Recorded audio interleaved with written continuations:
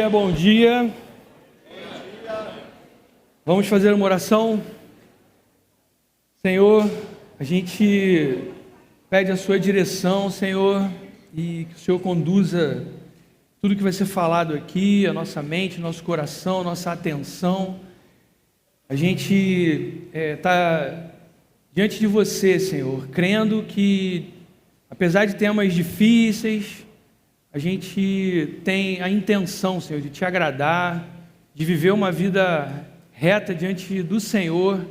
Então, nos ajude, Pai, nesse momento, para que a gente consiga entender e sempre ter a nossa esperança em você, Senhor. Essa é a nossa oração, em nome de Jesus. Amém. Amém, queridos. A gente vai falar um pouco mais do movimento woke. E assim, eu entendo que são temas delicados, temas complexos, profundos. Então, gostaria que vocês também vissem dessa forma. A minha intenção é tratar com respeito, né, todas essas questões. Eu vou colocar em alguns momentos alguns vídeos aqui para a gente assistir dentro do contexto da palestra. Então, que você assista ao vídeo também. Construa a sua visão, o seu senso crítico em relação a tudo que a gente vai falar aqui. A gente vai falar sobre racismo, a gente vai falar sobre feminismo, a gente vai falar sobre uma série de pautas. Entendam, irmãos queridos, em nenhum momento, e acredito que você percebeu isso com o pastor Daniel, e o pastor Daniel enfatizou isso diversas vezes, a gente não nega que haja racismo na sociedade, a gente não nega que haja violência de homens contra mulheres, a gente não nega que haja violências contra homossexuais, a gente não está falando sobre isso, a gente não nega que haja disparidades sociais, injustiças sociais, a gente não está falando nesse sentido. A intenção da palestra é mostrar para você como esse movimento woke potencializa tudo isso para criar realmente uma guerra que, inclusive, entra na própria igreja e a gente fica lutando um contra os outros quando estamos do mesmo lado. A base da nossa crença, da nossa cosmovisão é a Bíblia, amém? Então, é isso que a gente vai começar a ver nessa manhã, seguindo na sequência do que o pastor Daniel falou. E acredito que vocês vão entender onde a gente quer chegar. E aí, indicações, o pastor Daniel também já indicou a palestra do pastor Henrique, né, Marxismo Cultural. Esse livro aqui é Evangelho Sequestrado. Eu não sei se vai passar o slide aí para os irmãos, mas a gente pode passar esses slides. Esse foi o livro base da palestra, então eu baseei a palestra nesse livro, que mostra mesmo essa invasão woke na igreja, né, e como combater essa subversão progressista que invade a igreja. Outro livro também muito importante para quem quer entender mais sobre o feminismo, os erros do feminismo, as falhas do feminismo, Feminilidade Radical, da Caroline McCulley. Grandes Questões sobre Sexo, do John Stott, também um livro muito importante para você entender essa questão que o pastor Daniel comentou, que homens e mulheres são iguais diante de Deus, mas têm papéis diferentes, e isso não é demérito, isso é uma questão de complementariedade social, biológica, espiritual. Então é um livro também muito relevante. Em Guarda, do William Lane Craig, que vai falar muito sobre apologética, e Ética Cristã, do Norman Geisler, que vai falar sobre assuntos como aborto, como ideologia queer, LGBT. Então, vale muito a pena esses livros. Tem muitos outros, mas pelo menos alguns para a gente ter como base aí da nossa argumentação. Vamos começar com o termômetro woke. Termômetro woke. A gente vai medir como é que está o wokeismo na sua mente agora. Vamos lá, vou medir aqui. Você não precisa responder em voz alta, nem levantar a mão, nem vou te chamar aqui. Pense e dê as respostas aí para você. Você já se pegou falando todes? Você não precisa responder, guarde aí para você. Calma. Você, olha essa agora. Você já falou branquitude? Olha o oquismo aí. Você já cometeu uma microagressão? Você já apelou para o lugar de fala para vencer uma discussão? Você sabe o que é lugar de fala? A gente vai falar disso aqui daqui a pouco. Agora, a última. Complete a frase, mas não complete em voz alta. Complete só na sua mente. Complete a frase. Meu corpo não... Você viu o termômetro? Como é que está esse termômetro? Gente, linguagem neutra, macho desconstruído, branquitude, racismo estrutural, lugar de fala, meu corpo, minhas regras. A questão é, se você não entende a base disso tudo, é um discurso atraente, para muitos é um discurso até cristão, bíblico, mas pegando a sequência do que o pastor Daniel falou, a base são as ideias de Marx, a base são as ideias de Engels. Então, o que a gente está percebendo? Que a base disso tudo é uma base anticristã, com família, com igreja, com Deus. Esse projeto ele não avança. Então a base disso tudo é destruir a família, a igreja, banir Deus da história, porque esses são os elementos totalmente opostos a toda essa cultura e toda essa agenda. E a gente vai passando os dias e sendo totalmente envolvido, em toda essa discussão. E aí a pergunta é a seguinte: como agir com os nossos filhos, se muitas vezes nós mesmos somos confundidos ou até envolvidos por essas ideologias? O que é então a cultura woke? Estado de consciência, de estar desperto, quer dizer que você acordou, para as injustiças ocultas que permeiam toda a sociedade. Injustiças baseadas em raça, em gênero, classes sociais e em relação às demais minorias. Mais uma vez, é um discurso atraente. Você como cristão pensa, mas de fato, eu sou contra o racismo, eu sou contra alguma violência a alguém que tem uma orientação sexual diferente, eu sou contra as pessoas passarem por situações de pobreza, de miséria. Eu sou um cristão, isso. Mas, mais uma vez, o wokeismo, ele vem para potencializar muito esse embate entre o opressor e o oprimido, entre o oprimido e o opressor. E o wokeismo, ele vem dessa base que o pastor Daniel mostrou para a gente.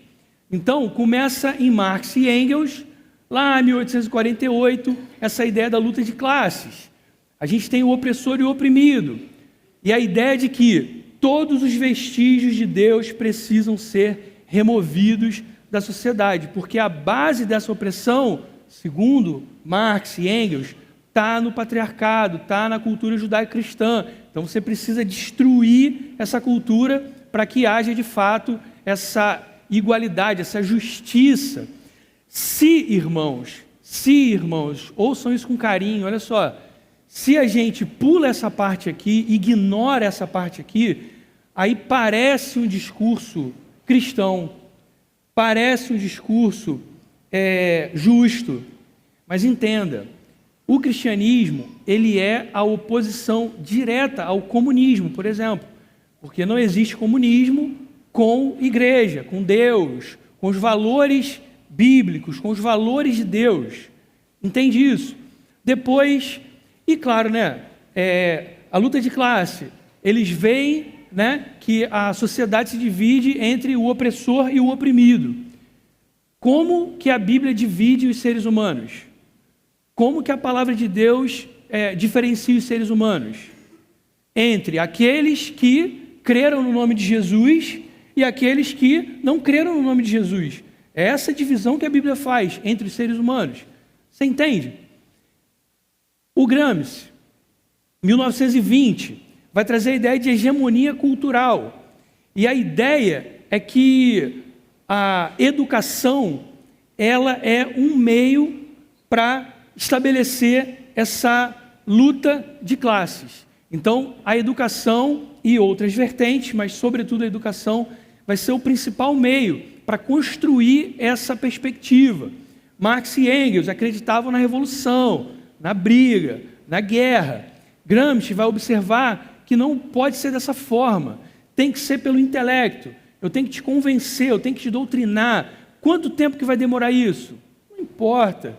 A gente vai passar séculos para doutrinar, para subir aquele termômetro woke, você está percebendo? E aí você começa a aceitar uma série dessas ideias sem pensar de onde que elas vieram. Eu começo a acreditar, como o pastor Daniel falou, que a mudança da sociedade, a salvação da sociedade, o que o homem precisa de fato, é de justiça social. Do que esse homem precisa é de um reconhecimento, quando todos nós sabemos do que o homem precisa. Ele precisa de Jesus desesperadamente. Ele precisa de Jesus para qualquer coisa da vida.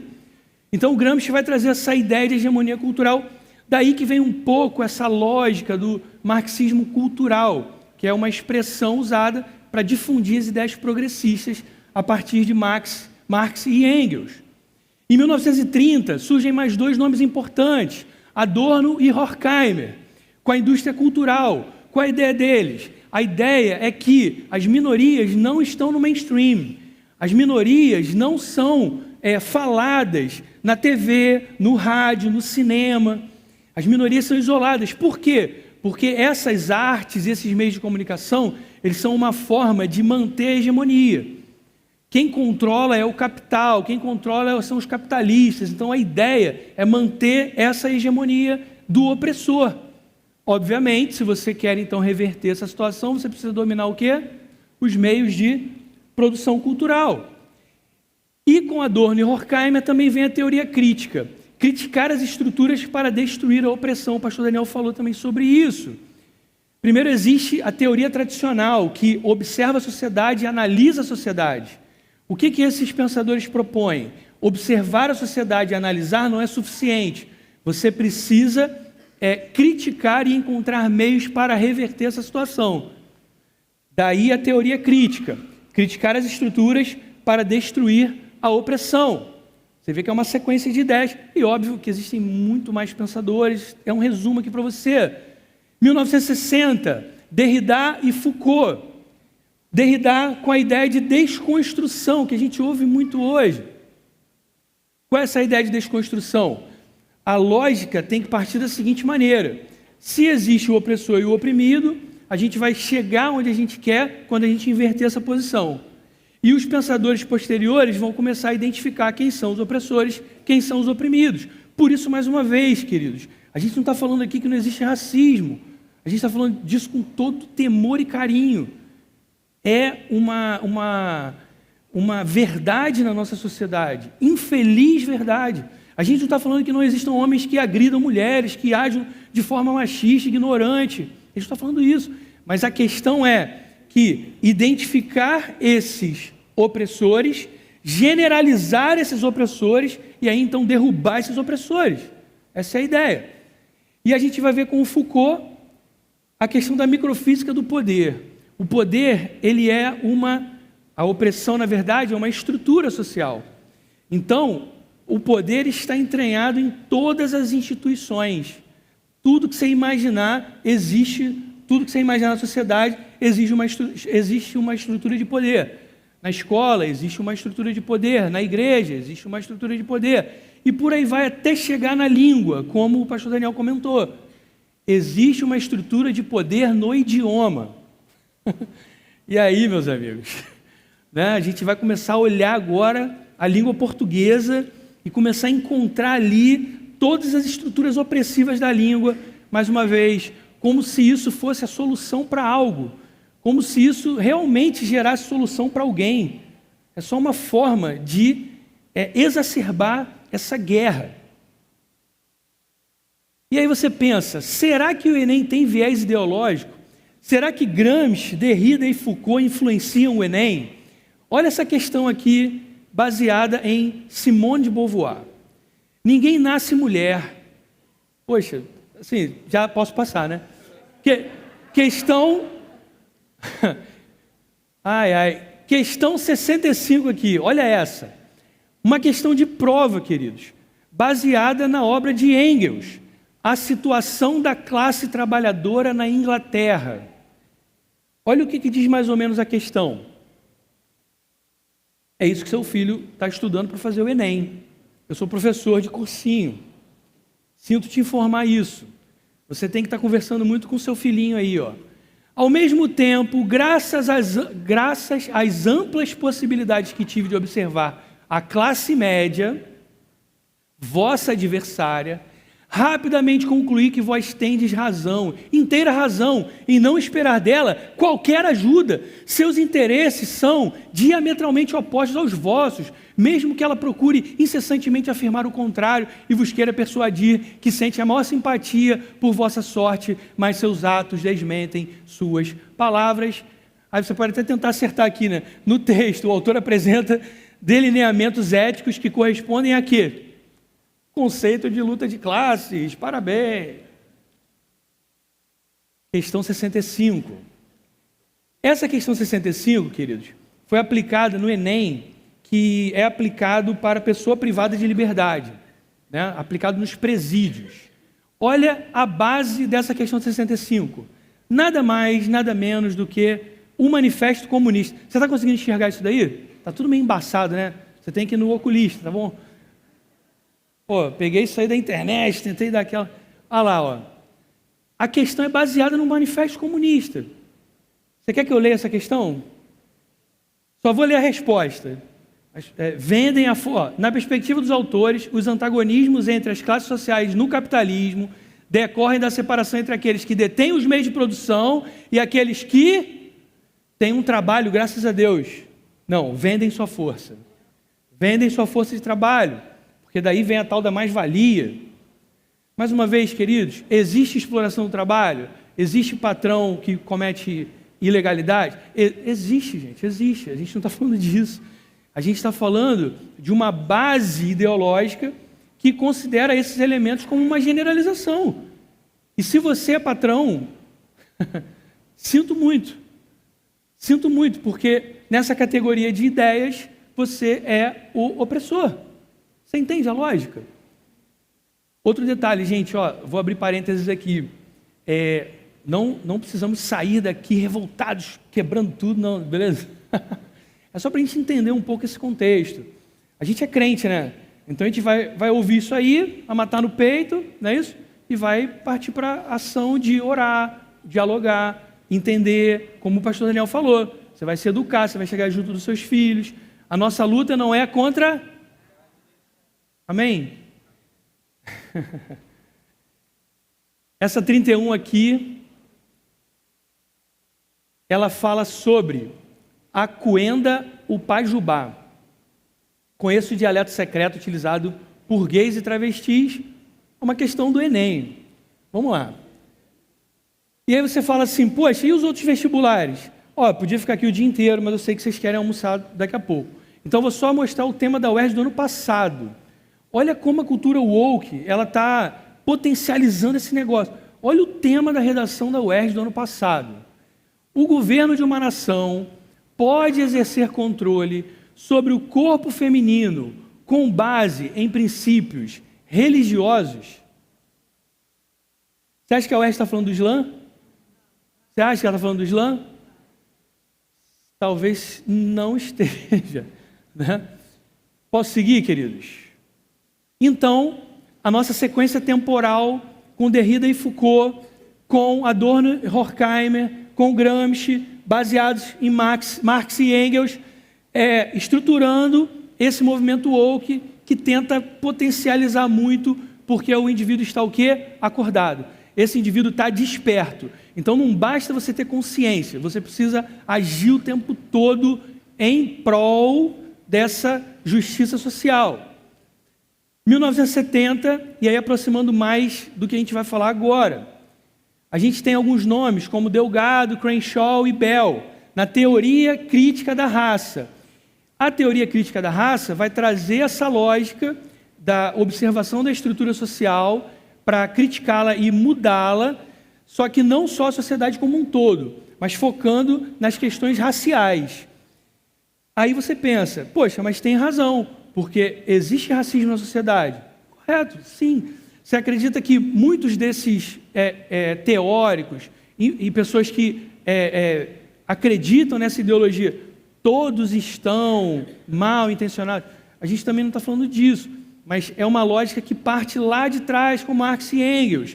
E qual é o problema do racismo estrutural? Você já parou para pensar nisso? Qual o problema do racismo estrutural? Você está numa estrutura racista. Então, você como indivíduo é influenciado por essa estrutura. Ué, João, mas aí como é que está a minha livre... como é que está a minha atitude pessoal, a minha individualidade? Isso se perde. Ah, mas eu não cometi nenhuma atitude racista. Eu nunca cometi uma atitude racista. Não importa. Você está numa estrutura racista. Então você é racista. Entende o raciocínio? A estrutura impõe-se à ação individual, o que é totalmente contra a Bíblia. Porque a Bíblia vai falar que cada um vai ser o quê? Responsável pelas suas escolhas, ações diante de Deus, não é isso? A ideia de uma estrutura, ela impõe. Então, a partir dessa lógica de racismo estrutural, a gente vai ter, por exemplo, a cultura do estupro. Você já ouviu falar disso? Cultura do estupro. A nossa sociedade tem uma cultura do estupro. Então, todo homem, ele cresce com a cultura do estupro. Gente, que isso? Que loucura é essa? Eu fui criado majoritariamente pela minha mãe. Você acha que minha mãe me ensinou a cultura do estupro? Isso é uma coisa bizarra de você pensar. Mas essa lógica é para quê? Para acirrar o debate. Cala a boca, você é um opressor. Cala a boca, você é um estuprador em potencial. Calma, gente, calma. A raça é uma construção social, então existe o racismo estrutural ou sistêmico. Qual é a generalização óbvia? Todo branco é racista. Entendeu o raciocínio? Cara, eu não sou racista, eu não falo nada racista, eu nunca tive uma atitude racista. Eu odeio isso. Não importa. Se você é branco, e essa questão do branco também é bem complexa, sobretudo no Brasil, né? Mas se você é branco, inevitavelmente você é racista, mesmo sem cometer uma atitude ligada ao problema. Estamos juntos? Estamos juntos? Interpretações tendenciosas. A partir dessa lógica de que existe uma estrutura racista, o que vai acontecer? As pessoas vão, influenciadas pela visão de Foucault, por exemplo, encontrar na linguagem o racismo. Vão encontrar na Bíblia racismo. E daqui a pouco a gente vai falar disso com mais calma, espero que dê tempo.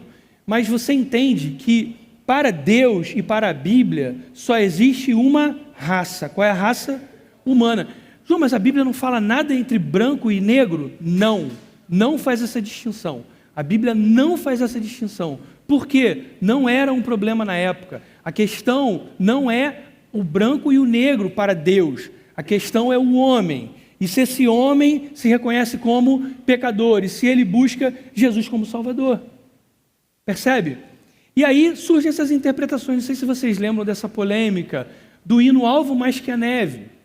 Que alguém disse que ele era racista, porque ele falava que a gente ia ficar alvo mais que a neve. Só que houve aí algumas questões, e eu preciso controlar aqui as intenções, né? Mas vamos lá. Esse texto do hino, né, está baseado pelo menos em 3 textos bíblicos.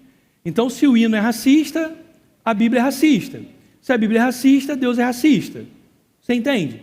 O raciocínio é esse, sinto muito. Só que o que os textos mostram para a gente? Para uma interpretação que eu sei que vocês vão conseguir fazer, apesar da fome aí do almoço, falta pouco. Olha só. Salmo 51, 7. Purifica-me com hisopo. O que é hisopo, gente? é uma planta usada para purificação. Tudo bem? Purifica-me com hisopo e ficarei limpo. Lava-me e ficarei mais alvo do que a neve. Está falando de cor da pele? Está falando de quê? Pecado. Está falando sobre purificar do pecado. Somos pecadores. Tudo bem? Hebreus. Muito mais o sangue de Cristo, que pelo Espírito eterno, assim mesmo ofereceu sem mácula a Deus, purificará a nossa consciência de obras mortas para servirmos ao Deus vivo. Está falando de cor da pele? É forçar, né? Isaías 1,18. E é o texto, né, que vai realmente fechar aqui a nossa análise.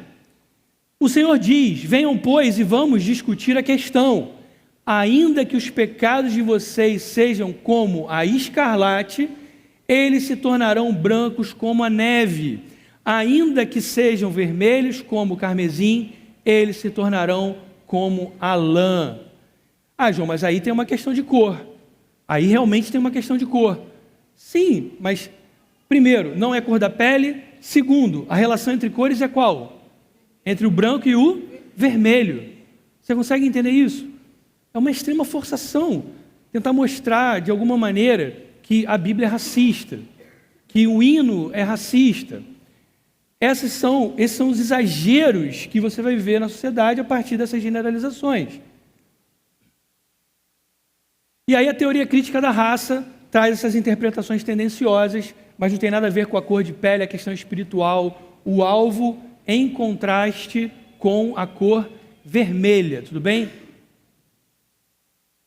O racismo estrutural, então, ele vai criar um opressor compulsório. Ainda que você não queira, você é um opressor de alguma categoria, nessa lógica estrutural. Então, o branco, ele oprime o negro, o mundo é racista. O homem oprime a mulher, o mundo é machista. O hétero oprime o não hétero, o mundo é homofóbico. E a gente vai ter Gálatas 3:28. Assim sendo, não pode haver judeu, nem grego, nem escravo, nem liberto, nem homem, nem mulher, porque todos vocês são um em Cristo Jesus. Olha que interessante o texto. Olha que interessante o texto, como a Bíblia é perfeita. A distinção é entre quem? Judeu e grego. Haveria diante dos homens uma distinção entre judeus e gregos, mas em Cristo Jesus não há essa distinção, amém? A distinção seria entre o escravo e o liberto, que naquela época, inclusive, não tem a ver com cor da pele, tudo bem? Tem a ver com etnia. Então, escravo e liberto. Poderia haver para os homens uma diferença entre quem é escravo e quem é liberto, mas diante de Deus não há essa diferença. E poderia haver uma diferença entre homens e mulheres, diante da sociedade. Mas para Deus não há diferença entre homens e mulheres. Nesse texto, tem alguma relação entre brancos e negros? Por que será? Não há essa concepção na Bíblia. Essa concepção de brancos e negros é uma concepção sociológica, não biológica. Você entende isso? Biologicamente somos o quê? Raça humana. Biologicamente somos raça humana. Entende isso? Qual a divisão da raça humana? Os que creram em Jesus como seu Salvador e os que não creem em Jesus como seu Salvador. Consegue entender essa questão? Sim. Da onde surge essa ideia de raça? É uma ideia sociológica. Ganha força no século XV. E essa ideia de raça é pecaminosa. Essa ideia de raça é pecaminosa. E tem um vídeo bem bacana para a gente ver aqui, de um pastor batista, chamado Vode Buchan. Olha o vídeo. The concept of race is not a biblical concept. You won't find the idea of race in the Bible. One race, one blood. We are all of Adam's race, with less than 0.2% genetic difference between any of us. In fact, we don't even have different colors. Technically, from a genetic standpoint, from a biochemical standpoint, we are all the same color. Our color comes from our melanin. We all have melanin, just in different degrees. So, it's not that some of us have this color and others have that color. No, we just have different shades of the same color. Some of us simply have more melanin than others. Listen to me, just because you have less melanin than me, Don't you dare think that God doesn't love you as much as he loves me, because he gave me more. You have to learn to be content with the little melanin you have. Infelizmente, velho. Infelizmente.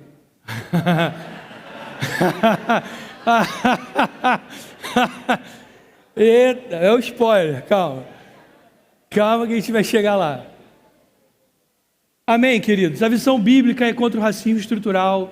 Cada indivíduo é responsável por suas atitudes. Romanos, assim pois, cada um de nós prestará contas de si mesmo diante de Deus. Amém? A gente está afirmando aqui que não existe racismo na sociedade? Não. A gente está afirmando aqui que a lógica da raça não existe na sociedade? Não. A gente está defendendo a visão de Deus, a visão bíblica e a visão da igreja. Porque essas ideologias entram na igreja. E a gente começa a olhar um para o outro de uma forma estranha. Isso não pode acontecer. Isso não pode acontecer. Amém? Sim.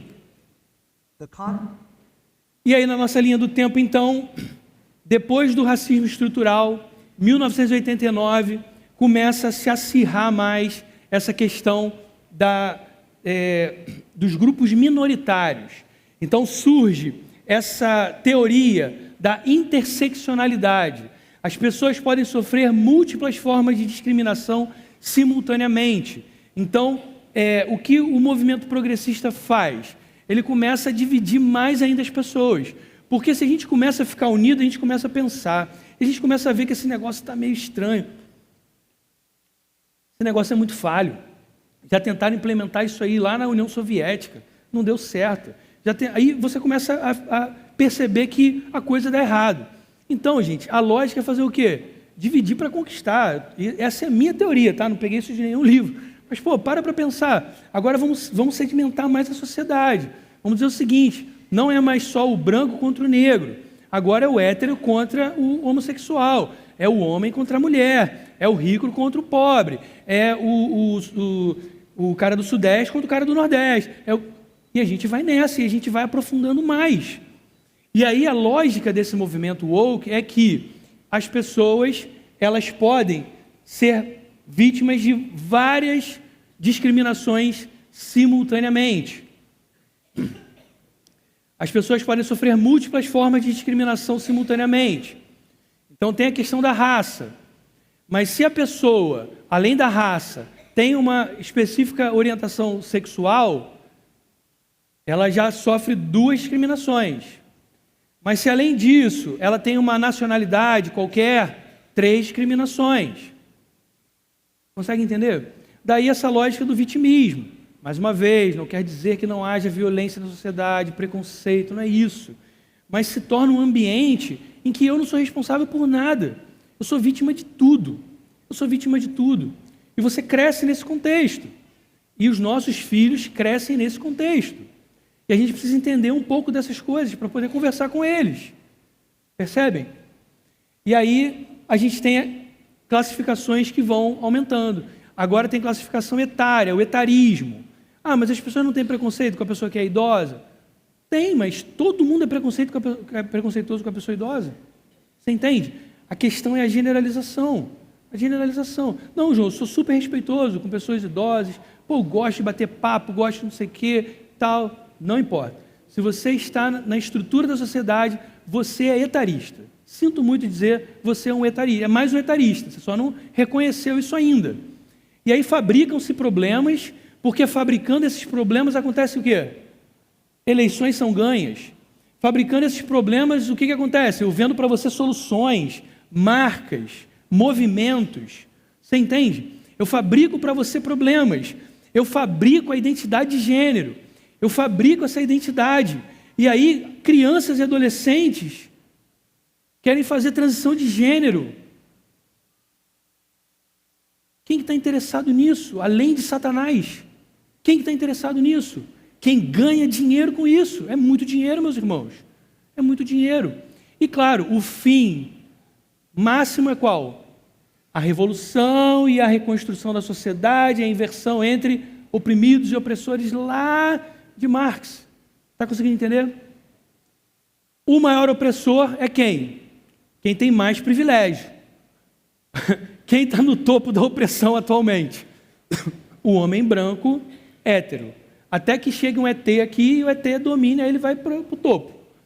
Não acredito em ET não, tá bom, gente? A gente pode até discutir depois a questão de ET, né? Mas tudo bem. Hoje, no topo da lista, é o homem branco hétero. Não basta não agir de modo racista. Não basta não ser machista. Não basta não ser homofóbico. Você é. Agora você imagina, cara, eu tenho uma filhinha agora, aí ela crescer com uma ideia dessa. Cara, eu estou lutando contra os meus pecados, estou lutando contra a minha natureza, estou me esforçando diante de Deus para ser um homem de Deus. E dar exemplo, e acredito que vocês estão aqui nessa mesma luta. Não interessa o exemplo que você dê, você é um pai machista. Cara, que isso? Que mundo é esse? Consegue entender? Não importa o exemplo que você dê. Na estrutura, pela estrutura, você é machista. É difícil, né?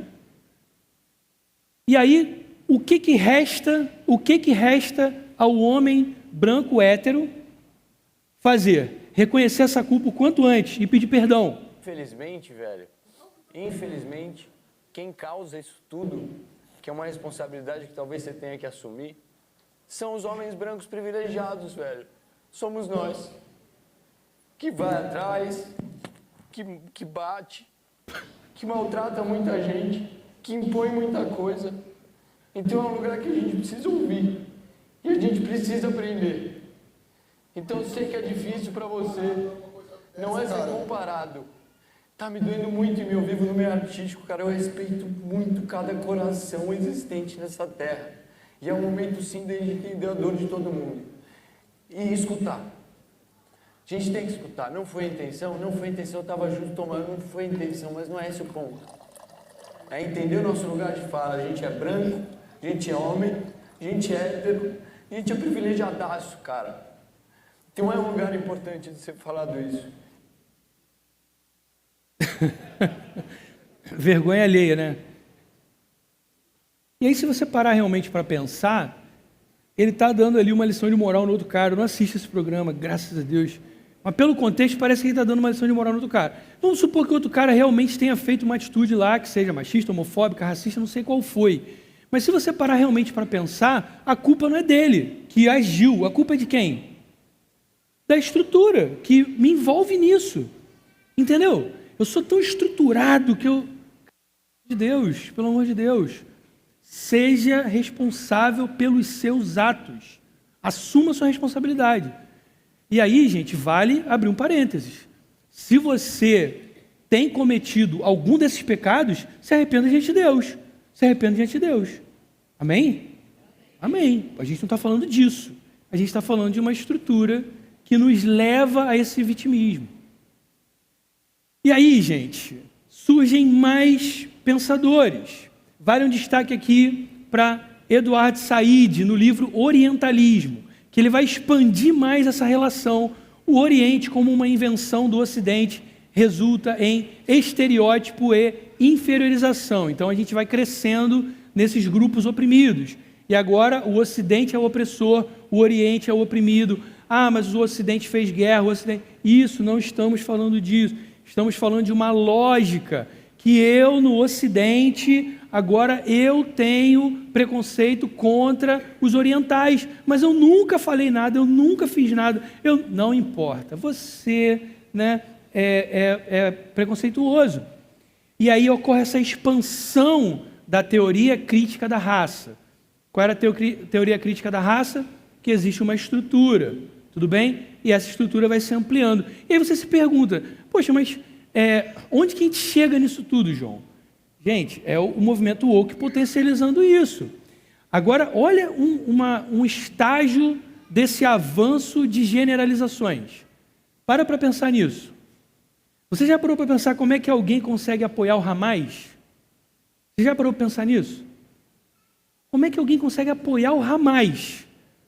É essa lógica da teoria crítica que vai se expandindo em uma estrutura. Alguém vai assumir a posição de opressor e alguém vai assumir a posição de oprimido. Não importa. E o oprimido pode fazer o quê? Tudo que ele quiser para inverter essa estrutura. Aí você fez o quê? Como o pastor Daniel falou, relativizou toda a moral, a ética, a sociedade, as leis. Não estou nem entrando na questão política. Poxa, a gente nem precisa entrar nessa questão política aqui. Estou só entrando na lógica do movimento, da estrutura. Correto? Então, Israel vira o branco simbólico, o colonizador. E Hamas é o oprimido. E o povo palestino é o oprimido. Podemos discutir excessos? Podemos, mas achar que o Hamas não é um grupo terrorista, achar que vale... Está gravado aí, né? Está gravado aí. Estuprar, matar criança, ataques covardes. Tem uma lista enorme. Uma lista enorme. E aí você tem movimentos LGBT que apoiam o Hamas. É uma coisa totalmente ilógica. Se a pessoa tivesse um pouco de calma para... Pô, cara, vamos conversar aqui 2 minutos. Olha só, eles te matam, eles não gostam de você, eles... Entende? No fim, a questão é inverter essa lógica. O oprimido e o opressor. Então vale tudo. Vale até apoiar o Hamas. Vale até apoiar o Hamas. Estamos juntos, queridos? Ó, estou me controlando muito. Clarice falou, João, fala tudo com calma, João. Fala tudo... Ai, meu Deus. E essa desconstrução do Derrida, que o Daniel falou um pouco. Gente, essa desconstrução está nas artes. E está na educação. E você, meu querido pai, querida mãe, querido irmão, irmã, você tem que estar atento. E você tem que estar com seu filho. Porque você vai tirar ele do mundo? Não dá. Então você tem que chegar junto. Tem que chegar junto. Tem coisa também que não vai dar para assistir, tudo bem? Tudo bem, pais e mães? Beleza? Ou vocês já estão desconstruídos, né? Pô, tem coisa que não dá para assistir. Isso, é o pai, né, e a mãe que diz o que assiste e não assiste. Amém, igreja? Pelo amor de Deus. Aí tem alguns exemplos aqui de protagonistas femininas. João, tem problema ter protagonista feminina em filme? Claro que não, claro que não. A questão é o pacote. Quando você fala assim, pô, eu sou feminista. Eu sou feminista. Por que você é feminista? Porque eu sou contra um homem batendo numa mulher. Ué, mas você também não é contra um homem batendo numa mulher? Sou contra um homem batendo numa mulher. Mas você não é feminista? Não. Criou-se uma relação de igualdade entre essas ideologias e ideias. Então, ou você é feminista, ou você é a favor de que a mulher seja violentada. Percebem? E quando você abraça a ideologia, vem o pacote completo. Qual o pacote completo do feminismo? Toda essa sequência de ideias, desde lá de Marx e Engels. E vale, se fica a sugestão aí, um fim de semana de treinamento para pegar só esses temas específicos, se vocês acharem que vale. Vocês entendem? E aí você pega a Capitã Marvel, por exemplo. Pô, filme maneiro, cheio de efeito especial, não sei o quê. Não sei nem se eu posso falar isso aqui, está gravando. Filme insuportável. Filme insuportável. Não é porque é a Capitã Marvel, porque não é isso. Não é isso. É porque o filme é o tempo todo te falando que o feminismo é bom, que a mulher não precisa de ninguém. Cara, não é isso. Eu sou cristão. Eu sou cristão. Eu creio que, como filhos de Deus, precisamos uns dos outros. O homem completa a mulher completa o homem. Seja como casal, seja como sociedade. Você entende? Todas essas que eu botei aqui, a Rey do Star Wars, a Ruka, né? A Elsa e a Moana. Todas protagonistas sem príncipe. Ah, mas a Rey deu um beijinho lá no Caio. Deu um beijinho lá que não... Entendeu? E o pessoal até depois foi explicar por que era o beijinho. Porque, não podia ser um beijinho da menina com o cara? Não, porque tem que ser um beijinho por causa do Star Wars, por causa da força. Pelo amor de Deus. Até o beijinho dá problema. Você está entendendo o raciocínio? A Ruca, não sei se você já tentou assistir. Cara, a Ruca é insuportável, pô. Eu tentei, eu gostava de super-heróis, gente, mas já tá dando. A Ruca, ela sabe tudo, ela faz tudo, ela consegue tudo. Pô, o Hulk não consegue nem treinar ela, porque ela é perfeita. Ai.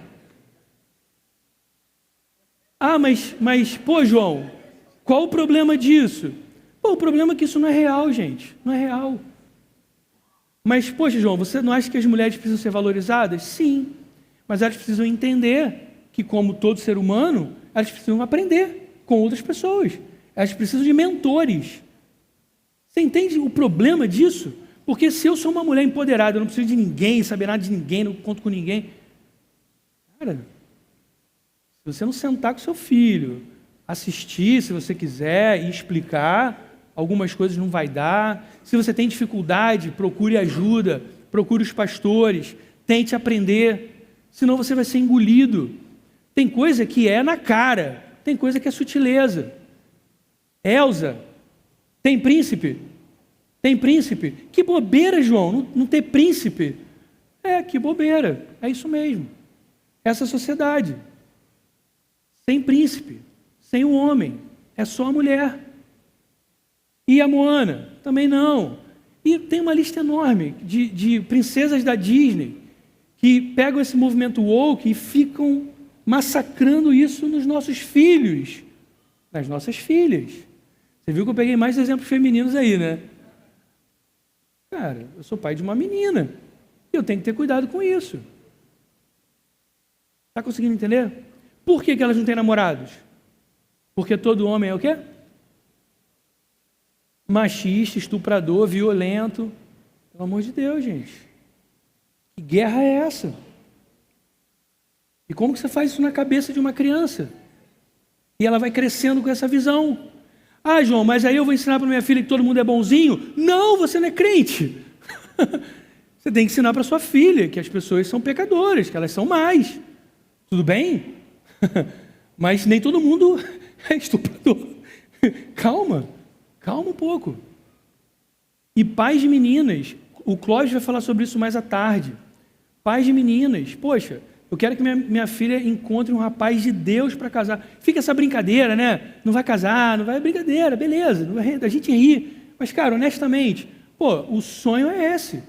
Que ela cresça e encontre um rapaz que ama Jesus. O que a gente tem que ensinar para ela? Para as nossas filhas? Filha, olha só, o fato de estar na igreja não significa que é crente. Você já teve essa conversa com sua filha? É isso. Ah, pai, então eu vou procurar fora. Minha filha, fora é só, beleza? A conversa é séria. Ah, mas por que, João? Porque fora é a cultura do estupro? Não! Clarice vem na minha mente. Calma, João, calma. Ela conseguia identificar o que é um homem de Deus. E os rapazes identificaram o que é uma menina de Deus. Ah, mas estava na igreja. Poxa, mas você não viu isso, meu Deus. Porque ninguém me falou, ninguém me avisou, ninguém me ajudou. Não existe essa ideia de independência total, de empoderamento do nada. Não existe isso, gente. Ou você senta do lado de alguém que é mais experiente. Jovens, não caiam nesse absurdo. Não caiam nesse absurdo. Ou você senta do lado de alguém que é cristão, mais experiente, e se aconselha, ou você vai capotar nesse negócio. Não tem outro jeito. Não tem outro jeito. Você entende que no final das contas, essa opressão e oprimido vem também com pai e mãe. Você consegue entender isso ou não? Consegue entender isso? No fim, você é o pai e a mãe opressor. E seu filho tem que fazer o quê? Se rebelar, inverter. Gente, não. Peppa Pig com esse negócio de papai bobinho. Ah, é muito engraçadinho, meu filho vê. Papai bobinho, meu irmão. Eu acordo cedo, chego tarde, fico de madrugada trabalhando. Papai bobinho? É só uma brincadeira, João. Gente. Sim. Eu sou o cara mais brincalhão do mundo, mas esse aí nem de brincadeira, nem de brincadeira. Você é papai bobinho? Você é mamãe bobinha? Sério? Ah, tudo bem, é uma brincadeira. Tá bom. Pense, retenha o que é bom. Mas pense. E não é só o papai bobinho que ela fala, né? É o papai da história, né? Ai, meu Deus. E a desconstrução, ela pode ficar mais acirrada, mais forte. Tem essa sériezinha aí, Ridley Jones, A Guardiã do Museu, que tem um bisão Fred, que se identifica como não binário. João, me explique agora o que é não binário. Isso é uma palestra que a gente vai ficar aqui. Tudo bem, gente? Pô, vou tentar simplificar para você. Existem 2 sexos, não é isso? Masculino e feminino. Binariedade. O que é o não binário? É o que não se identifica nem com masculino nem feminino. Explicação? Já vai passar na prova do Enem. Beleza? Pois tudo está gravado, cara. Meu Deus do céu. Coloquem os seus filhos no curso Cavalcante, gente, porque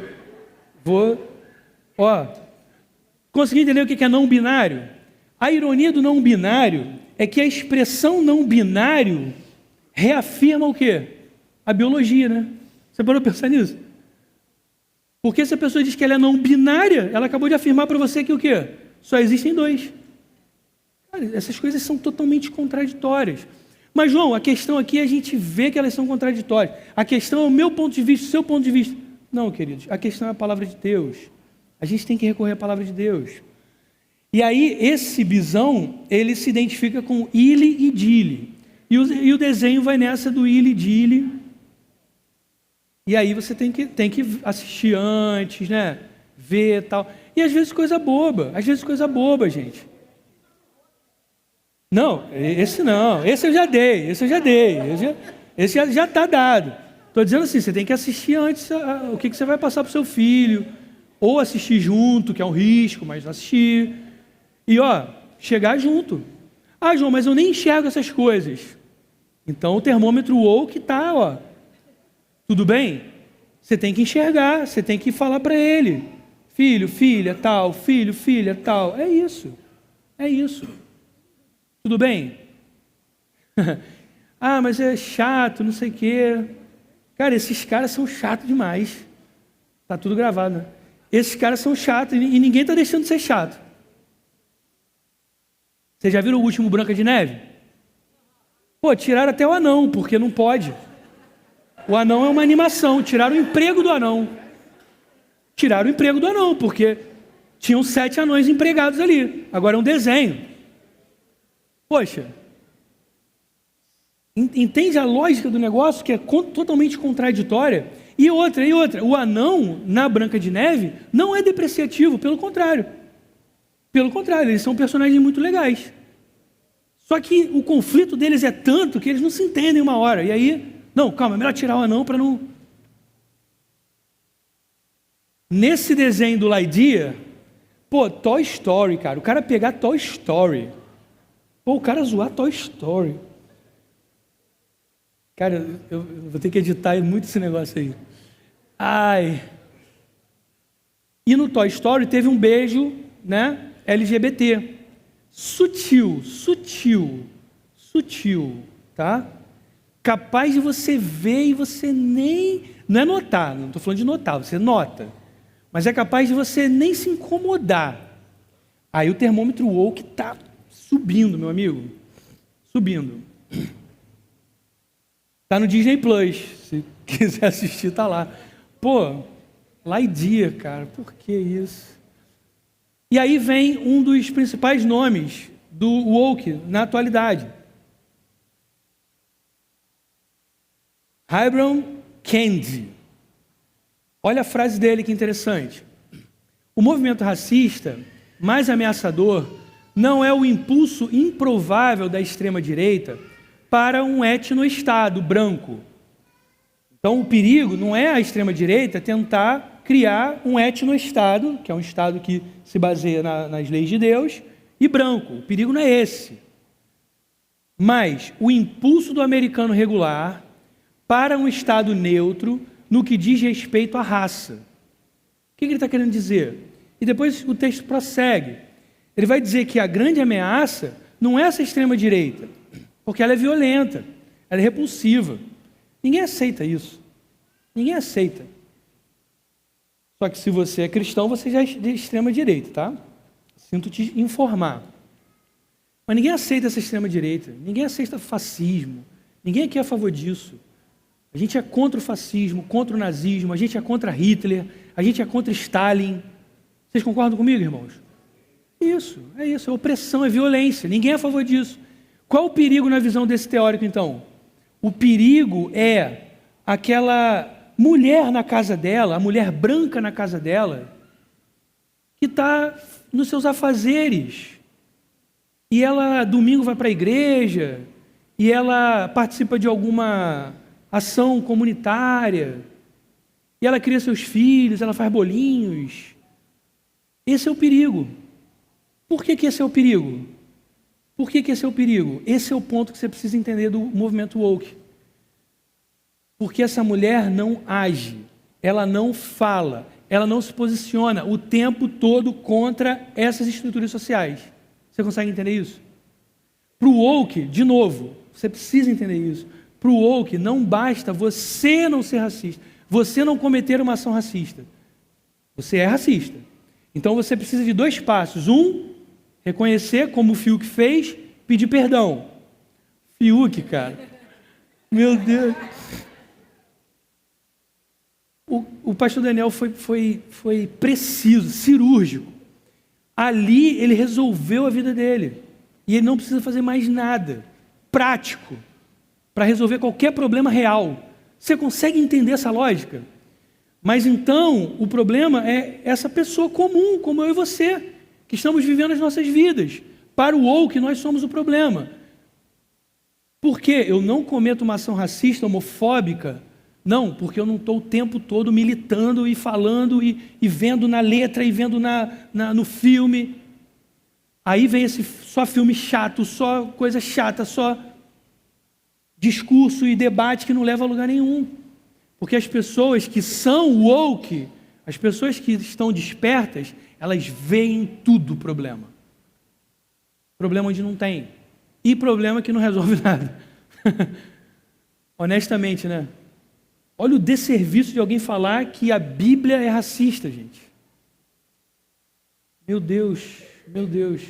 Falta de interpretação de texto. Falta de... Eu só lembro de Clarice aqui na minha cabeça. Ai, vamos lá.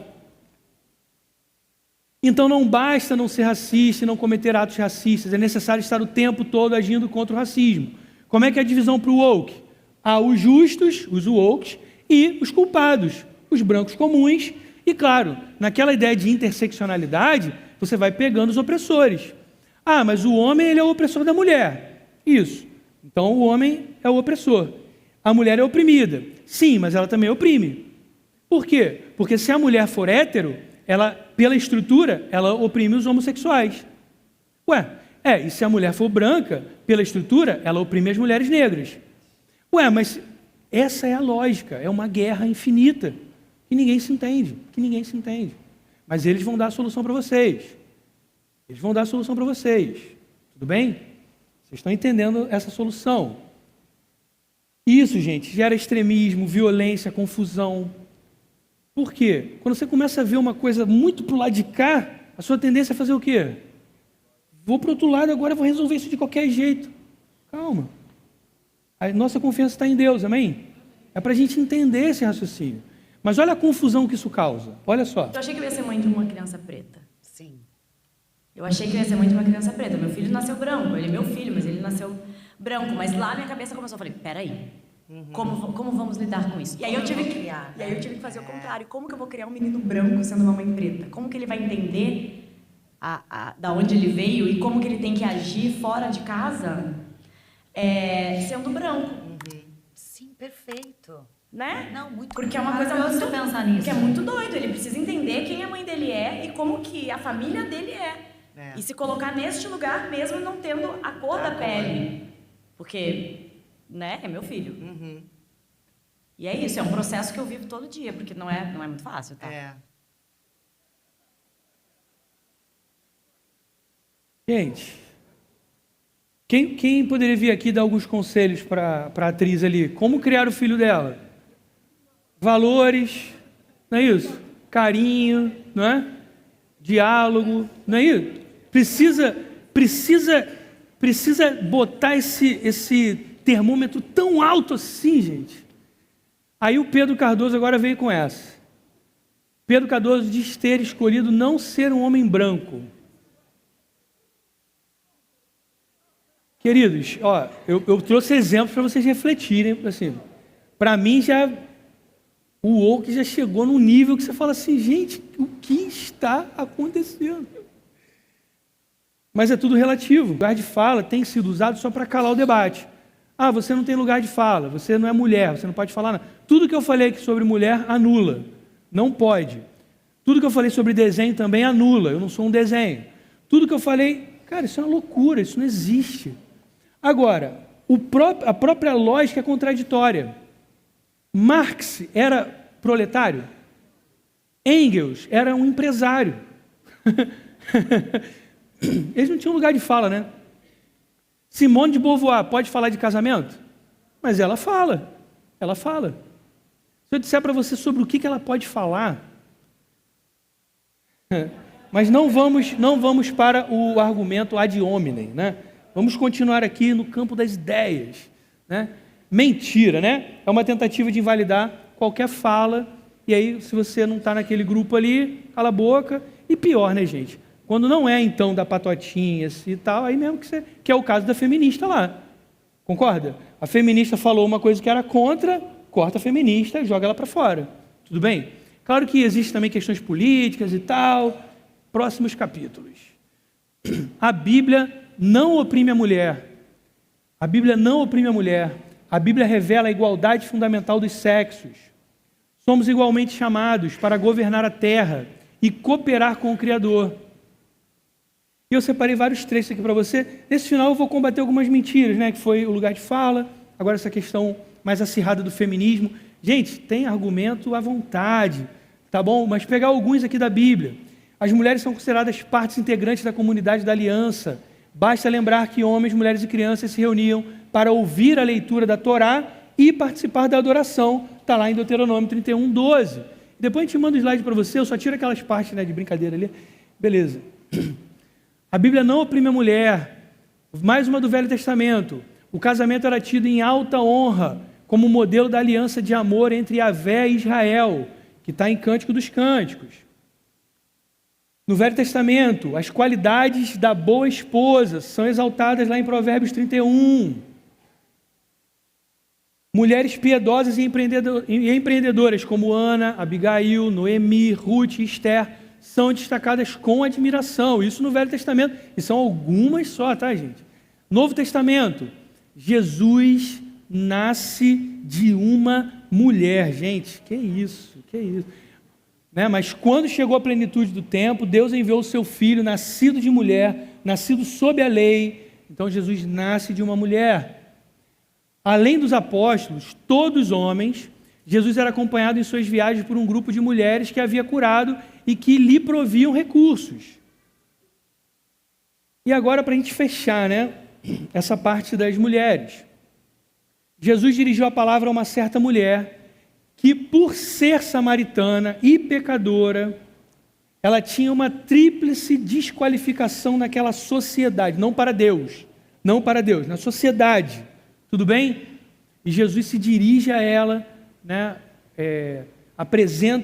se apresenta como o Messias, amém? Vocês já leram esse texto? Lindo, maravilhoso. Jesus recusa-se a condenar a mulher que for apanhada em ato de adultério, João 8, ele não disse que o adultério estava certo, tudo bem? Não disse isso, mas ele não condenou aquela mulher, ele na verdade ofereceu perdão para aquela mulher. E essa também é maravilhosa, né? Jesus honra Maria Madalena como a primeira testemunha da ressurreição, gente. João 20, e os teólogos vão trabalhar muito essa ideia, né? De que esse é um aspecto de restauração da dignidade perdida lá na queda, né? Então, a dignidade da mulher perdida na queda, o homem também perdeu, mas a gente está falando agora da mulher. Então, a dignidade perdida é restaurada, né, de forma tão majestosa, por Jesus. A Bíblia não oprime a mulher, não devemos confundir igualdade com identidade. Tudo bem? Um complementa o outro nas qualidades distintas da sexualidade, tanto psicológica quanto fisiológica. O pastor Daniel falou um pouco também. Esse fato forma a base dos nossos papéis diferentes e apropriados na sociedade. E para fechar a parte da mulher, ainda tem mais 3 slidezinhos aqui, gente. Eu ia brincar dizendo que ainda tem mais uns 10 aí, mas tudo bem. Ó, Efésios 5, 21. Pô, o pastor Daniel falou, né? As pessoas não leem a Bíblia, não interpretam nada, jogam uma verdade ali, achando que é verdade. Não leram nada. Olha, os irmãos conhecem esse texto, eu estou interpretando o que os irmãos já sabem. Ó, um casamento centrado na figura de Cristo, inevitavelmente será bem sucedido. Porque, por exemplo, o homem assume para com a sua esposa a figura sacrificial de Jesus com a igreja. Vamos abrir? Você conhece esse texto? Vamos lá. Efésios 5. Abre aí.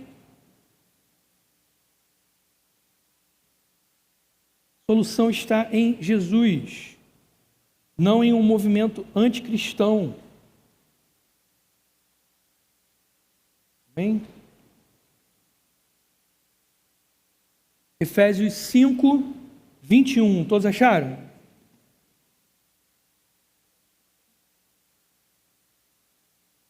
Esposas, que cada uma de vocês se sujeite a seu próprio marido. Aí, meu Deus, vai se sujeitar ao marido, machismo, patriarcado, sei que, tal. Poxa, continua lendo mais um pouquinho, por favor. Como ao Senhor, porque o marido é o cabeça da esposa. Ah, não, o marido é o cabeça da esposa, é o patriarcado, é isso, é machismo. Aí, se você continuar lendo, né? Como também Cristo é o cabeça da igreja, sendo Ele próprio o Salvador do corpo. Como, porém, a igreja está sujeita a Cristo, assim também a esposa se sujeite em tudo ao seu próprio marido. Maridos, que cada um de vocês ame a sua esposa. Ame a sua esposa. Como? Com o amor que eu sinto. Eu sinto um amor. Você já passou dessa fase, né? Amor é uma ação, é uma atitude, são ações, são tomadas de decisões. Amor é esforço, amor é escolha. Amém, maridos?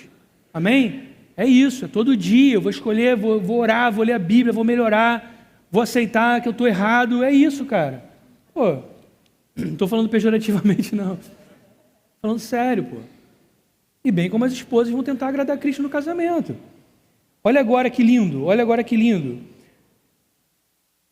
Maridos, que cada um de vocês ame a sua esposa, como também Cristo amou a igreja, se entregou por ela, para que a santificasse, tendo-a purificado por meio da lavagem de água pela palavra, para apresentar a si. Aí o texto segue. Então, maridos, eu acho que a exigência para você está alta. Não sei se você conseguiu entender o texto aqui. Conseguiu? O seu parâmetro é quem? Então você não é homem desconstruído, você não é esquerdomacho. Tudo que Clarice falou para não falar. Você... Você não é feminista, porque vão surgindo o nome, né? Você é um marido que busca ser a imagem de Deus, ser como Cristo. Marido, você tem se sacrificado pela sua esposa e pela sua casa? Não responda, pense. Esse é o parâmetro da Bíblia. Qual o limite do sacrifício para você, marido? Qual o limite do sacrifício para mim como marido e pai? Qual o limite do sacrifício? Qual o limite, maridos? Tudo bem? Tudo bem. É disso que a gente está falando. Continua comigo. Jesus não era comunista. Você já caiu nessa... Alguém chegar e lançar essa, né? Não, mas Jesus era comunista. Poxa, Jesus era comunista. Um quadro bem simples, é um assunto também, ó. Tem algumas obras para indicar, se você quiser aprender mais sobre justiça social, de acordo com a Bíblia. O pastor Daniel me passou algumas obras também muito legais. Então, ó, justiça social com Jesus. Mordomia e o quê? Voluntariedade. Mordomia e voluntariedade. Então, seremos justos porque entendemos que Deus provê os nossos recursos. Então a gente tenta, não é isso? Agir, busca agir de uma forma correta diante desses recursos, que não são nossos, são de quem? Do Senhor. Ele deu para a gente administrar. Então administre.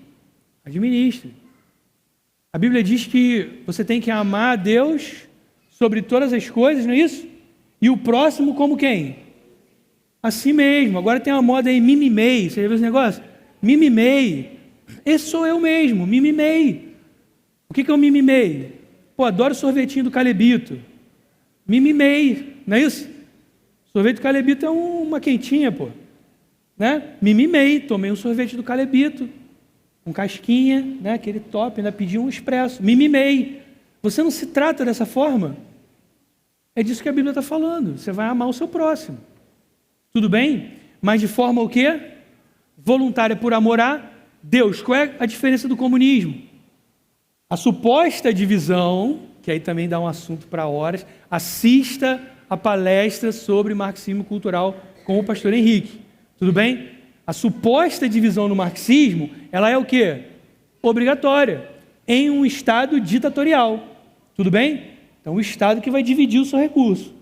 E o pastor Daniel citou 1984, do George Orwell, leia. Animal Farm, né? A Revolução dos Bichos, leia. Tudo bem? Leia. Mostra exatamente essa lógica de um Estado que promete a igualdade, mas quando ele toma o poder, ele faz o quê? O pão que o diabo amassou para todo mundo e o meu grupinho aqui lá no alto.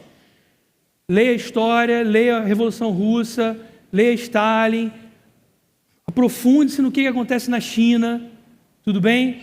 Coreia do Norte, queridos, não é isso? Colossenses 2,8, para a gente fechar, partir para o almoço. Tenham cuidado para que ninguém venha enredá-los com sua filosofia e vãs sutilezas, conforme a tradição dos homens, conforme os rudimentos do mundo e não segundo Cristo. Que sabedoria o mundo tem para oferecer para a gente, queridos? Que seja mais elevada que a Bíblia. Por que eu vou olhar para a sociedade a partir de homens, como todas essas listas que nós dissemos aqui hoje, sem antes olhar para a Bíblia? Pode ser que esses homens tenham alguma razão num ponto aqui, outro ali, talvez, mas a nossa regra de fé e prática é a Bíblia.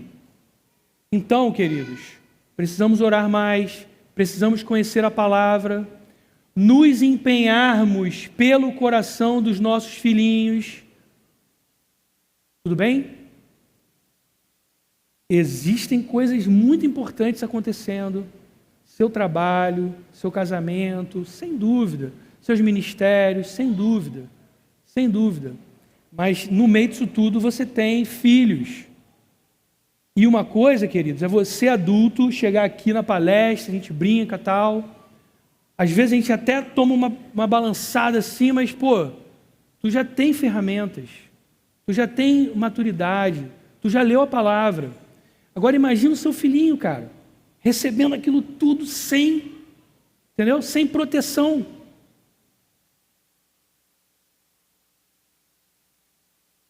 Você consegue entender isso? Isso é uma covardia. Isso é uma covardia. Pais, mães, assumam o seu papel. Filhos, não caiam nessa besteira. Não caiam nessa besteira. Pai e mãe não são inimigos. Não são inimigos. E a gente precisa aprender mais sobre essas ideologias antibíblicas, para a gente conseguir, de fato, vencer essa guerra. Amém? Vamos orar? Senhor, louvamos o Teu nome, Senhor, e rendemos graças a Você, Senhor, verdadeiramente, porque em meio a toda essa confusão, Senhor, nosso coração está em paz em Você, Senhor. Em meio a um conflito ideológico, nosso coração olha para Jesus ressurreto. É isso que traz para a gente alegria, esperança. Nos vemos como pais, mães que carecem de você, Senhor, do teu Espírito Santo. Então ajuda-nos, Senhor, enche-nos, Senhor. Ajuda-nos como igreja, Pai, a cumprir essa missão, Senhor. E nós como filhos, Senhor, nós como filhos, meninos, meninas, Senhor, enche com o teu Espírito Santo para que a gente veja o quanto os nossos pais são valorosos, preciosos. Por favor, Pai, e o quanto a sua palavra precisa ser aprendida e aplicada. Por favor, Senhor, abençoa nossas famílias, abençoa nossas casas, Senhor. Ajuda a gente nessa guerra absurda, Senhor. Mas nós sabemos que não estamos sozinhos, Senhor. Se estamos vivendo de acordo com a sua palavra, Senhor. Não nos abandone, Senhor. Não nos abandone. A gente crê na vitória em você, Senhor. Em você, Senhor. Só em você. E a gente ora em nome de Jesus. Amém.